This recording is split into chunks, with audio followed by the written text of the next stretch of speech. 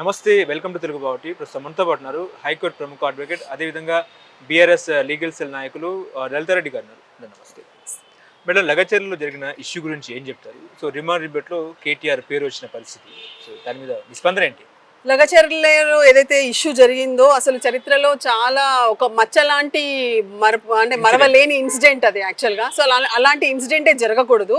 Because ఆ లగచర్లలో ఏదైతే incident జరిగిందో ఆ గొడవ తర్వాత ఆ రోజు రాత్రి ఆఫ్టర్ 12 o'clock ఆర్ ఆల్మోస్ట్ 1 అవుతుంది, 1 in the midnight టైంలో లగచర్లలోకి ఎంతోమంది పోలీసులు, వందల మంది పోలీసులు, చాలామంది గూన్స్ తోటి కాంగ్రెస్ పార్టీ ఎవరైతే ఈయన తిరుపతి రెడ్డి గారి ఫాలోవర్స్ వెళ్ళి అక్కడ ఏమంటారు అమానుషంగా విలేజ్లోకి చొరబడి అర్ధరాత్రి కూడా వాళ్ళ తలుపులు పలగొట్టి వాళ్ళ మీద అమానుషకమైన చాలా అరాచకాలు చేశారు. మహిళల మీద కానీ పురుషుల మీద కానీ. సో అవన్నీ కప్పిపుచ్చుకోవడానికి, అవన్నీ ఎక్కడ బయటికి వస్తే వాళ్ళు బ్లేమ్ అవుతారు, కాంగ్రెస్ సర్కార్ బ్లేమ్ అవుతుంది, రేవంత్ రెడ్డి గారు బ్లేమ్ అవుతారు. సో ఆ విషయాలన్నీ కూడా పక్కదారి తొక్కించాలి. పక్కదారి తొక్కించడానికి మెయిన్ వాళ్ళు ఏం చేస్తారు, అటు ఇటు తిరిగి మళ్ళీ కేటీఆర్ గారి మీదకి తీసుకురావాలి.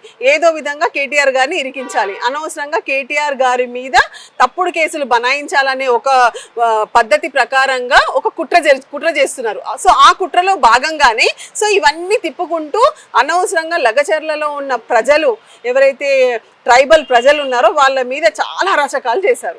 అంటే బీఆర్ఎస్ కావాలని రెచ్చగొడుతుందని చెప్పి కాంగ్రెస్ అంటుంది, నిజమే అంటారా? Absolutely false. అసలు బీఆర్ఎస్కి అవసరం ఏముంది చెప్పండి? అక్కడ ఏదైతే ఉందో ఫార్మాసిటీ కంపెనీకి ఏదైతే భూముల కోసము వాళ్ళు ల్యాండ్ తీసుకోవాలనుకుంటున్నారో ఆ ల్యాండ్ తీసుకోవాలనే ప్రపోజల్ ఎవరిది? ల్యాండ్ అక్వైర్ చేసుకోవాలనే ప్రపోజల్ ఎవరిది?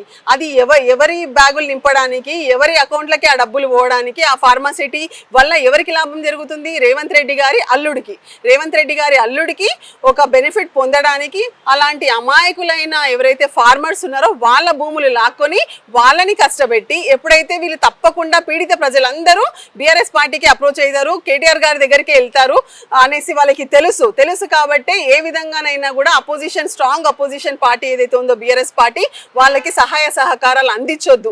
అందుకని అందించొద్దు అంటే ఆ విధంగా బ్లేమ్ చేస్తే బీఆర్ఎస్ పార్టీ వాళ్ళు రారు అనేసి ఆ కుట్రతో బీఆర్ఎస్ పార్టీని అనవసరంగా ఇందులో ఇరికిస్తున్నారు. కానీ బీఆర్ఎస్ పార్టీకి అలాంటి అవసరమే లేదు, అలాంటి పనులు చెయ్యరు.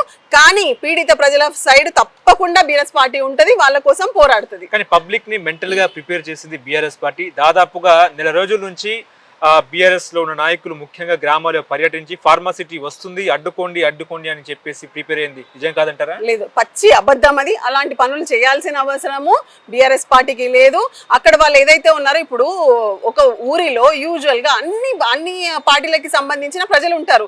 కొంతమంది బీఆర్ఎస్ పార్టీ వాళ్ళు ఉంటారు, కాంగ్రెస్ పార్టీ వాళ్ళు ఉంటారు, అదే విధంగా మీరు ఎంఐఎం వాళ్ళు ఉండొచ్చు, బీజేపీ వాళ్ళు ఉంటారు. సో ఇన్ని రకాల పార్టీలకి సంబంధించిన వాళ్ళు రైతులు ఉంటారు, వాళ్ళకి పొలాలు ఉంటాయి. సో వాళ్ళకి సంబంధించింది వాళ్ళేదో పోరాడుతుంటే అందులో బీఆర్ఎస్ పార్టీ వాళ్ళే వచ్చారు, బీఆర్ఎస్ పార్టీలో ఎంకరేజ్ చేస్తున్నారంటే అది పొలాలు ఎవరివి? బీఆర్ఎస్ పార్టీ పొలాలు కాదు కదా, అవి అక్కడ ఉన్న రైతుల పొలాలు. మీరు వెళ్ళి గ్రౌండ్ రిపోర్ట్ తీసుకోండి, మీకు ప్రజలు చెప్తారు అందులో నిజంగా పీడిత ప్రజలు ఉన్నారా లేదా, వాళ్ళ పొలాలు ఎఫెక్ట్ అవుతున్నాయా లేదా, వాళ్ళు బాధపడ్డారా లేదా, వాళ్ళ గోస ఏదైతే ఉందో వాళ్ళ భయంతో ఆ రోజు అలాంటి ఇన్సిడెంట్ జరిగింది. సో అంతేగాని దానికి బీఆర్ఎస్ పార్టీ అలా వాళ్ళని ఎంకరేజ్ చేయాల్సింది, లేకపోతే ఇలా గొడవ పెట్టాల్సిన అవసరం బీఆర్ఎస్ పార్టీకి లేదు. అదంతా తప్పుడు సమాచారం. కలెక్టర్ మీద దాడి చేయడం కరెక్టే అంటారా?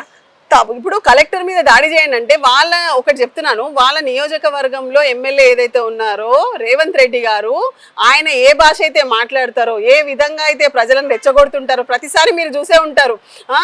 పేగులు తీసి మెడలు వేసుకుంటారు, రాళ్లతో కొట్టండి, చెట్టుకేసి కట్టేయండి, ఎన్నో మాటలు ప్రజలలో నేరస్తులని పెంచే విధంగా, నేరాలని ప్రేరేపించే విధంగా ఆయన మాటలు ఉంటాయి. సో ఫస్ట్ అండ్ ఫార్మోస్ట్ ఆయన మాటలకి, రేవంత్ రెడ్డి గారి మాటలకి ప్రేరేపించబడి ఇలాంటి దాడులకు వాళ్ళ సొంత నియోజకవర్గం ప్రజలే పాల్పడ్డారు. సో ఇవన్నీ చేసింది ఎవరు? వాళ్ళ ఎమ్మెల్యేనే కదా. అసలు దిస్ ఆల్ గోస్ టు, ఇదంతా ఈ కుట్ర వెనక, ఇలాంటి దాడి వెనక ఏమన్నా అంటే రేవంత్ రెడ్డి గారినే బ్లేమ్ చేయాలి.